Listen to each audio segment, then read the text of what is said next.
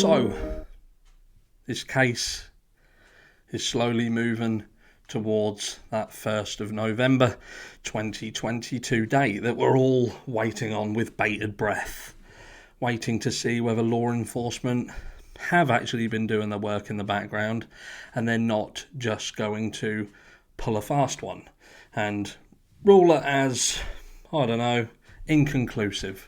We don't know what happened, despite the fact that we've got first-hand statements from the likes of Sammy saying that she was basically giving alcohol to Kiely, and so on and so forth. Do you know what I mean? The toxicology at this point, I feel, is, unless they're going to come back and say there was something else in her system, such as fentanyl perhaps, what are we doing? Are we just trying to find out whether she's got alcohol in the system so they can pass this off as a drunk driving incident? Who knows? But anyway, I digress. What we're talking about today is about fear and money. Because I feel that fear and money are what plays the biggest, the biggest parts in this. Because look, people are either motivated by fear or they're motivated by money. It might be that we want to get a career because we want to earn loads of money and buy loads of things with that money. It might be that we feel that we have to do something for fear of something else. When we're young, we have to get in at a certain time because we fear repercussions. Not in Truckee, because there are no repercussions. I digress again. But look, what could be going on here? What really could be going on in Truckee? This could all be an accident. It could well be. And I think some people thought that I thought it was an accident. Got told off. Even an idiot can tell it's not an accident. I agree. But it still doesn't mean that we're right. It just means that from our perspective, we feel, based on what is out there, that you wouldn't be an idiot to believe it was an accident. And look, we could be idiots. Of course we could. But we're only being idiots because there are people out there who are making us feel that way. But I personally do not believe that this was an accident. And when I say that I don't believe it was an accident, don't get me wrong, I do still feel that there's a potential that Kiely was fed alcohol, perhaps fed something else, perhaps someone else was driving and they left her. I don't believe that at this stage I can see a clear motive where someone would have physically set out to harm Kiely in this way. And again, even that can't be ruled out, but I'm just saying I can't think of a motive amongst kids that would mean they would want to do it. But we have seen in the past that, of course, that is possible. My thought process at the moment, and only based on the little things we've heard, even those things we don't know that are true, such as Sammy arriving home wet. We don't know if that's true. That's apparently something what was said earlier on in the investigation, but who knows? Who knows? And like I say, much of our speculation is just off the back end of what has been said, such as the call the other night from this parent of someone who was at the party, Megan. And I think to myself, you're talking shit, and you're adding to the pile of people who are talking shit. On one hand, saying that the kids won't talk because they're scared.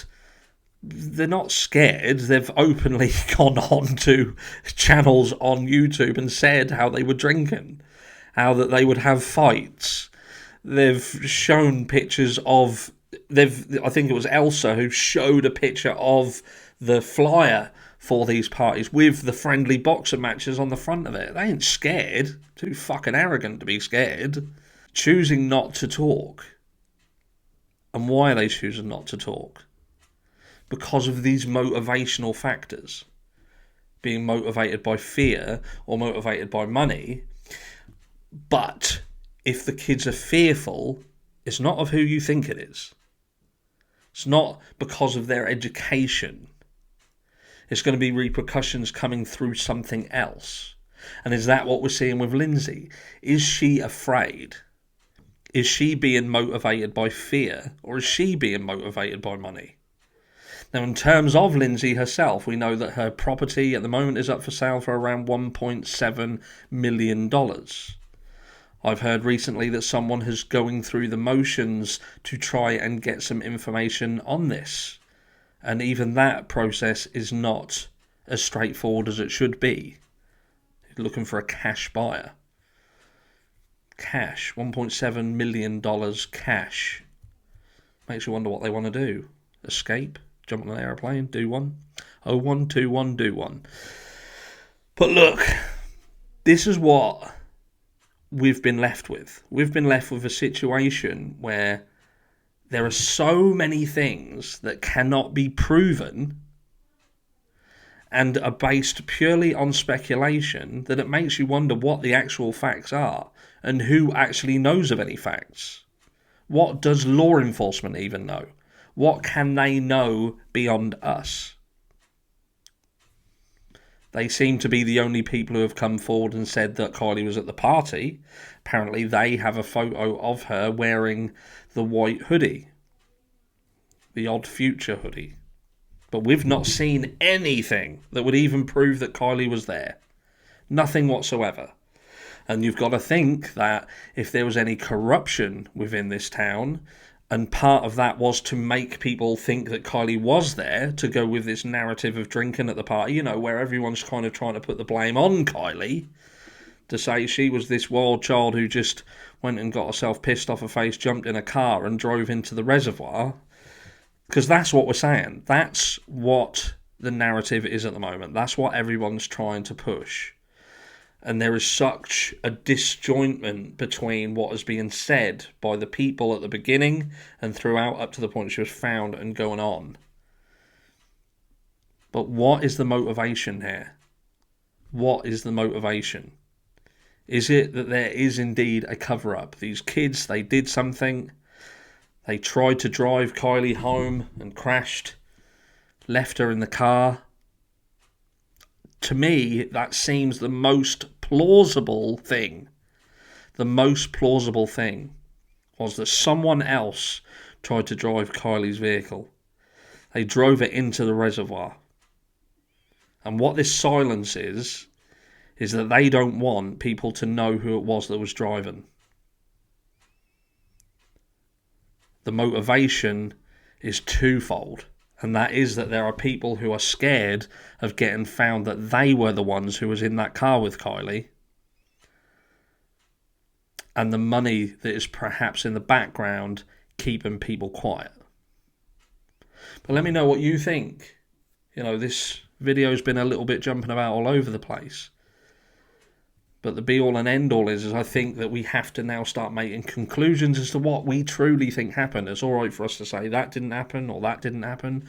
But at this stage, what do you actually think did happen? Now, there's a few people who talk about cult activity, Scientology. We've spoken already about the fact that Scientology connections to this place and previous murders that have gone unsolved, they exist. Going back to the 80s. They do exist, so it's not unheard of. We've seen the trinkets and everything that was around the celebration of life that showed that this was quite a diverse community in terms of what their belief structure was based on. I think there was elements of Buddhism, etc. I've heard from people who are related to this family, although they haven't spoken to them for many years. They pretty much hit the nail on the head in terms of what Lindsay is like. An outspoken fucking hippie. And look, I've got nothing wrong with that way of life. I genuinely don't. You know, I don't know, a chav. Who knows? I'll be called some names, I'm sure, on this platform. Although I don't care. Little skeleton fucker. But look, what do you really think happened? If you had to put your money now on what you think happened, what is it? What do you think happened? Because I'm going with the fact that someone else was driving. Someone else drove that car into the reservoir with Kiely in the back. And the rest is history. I'll catch you all in the next one.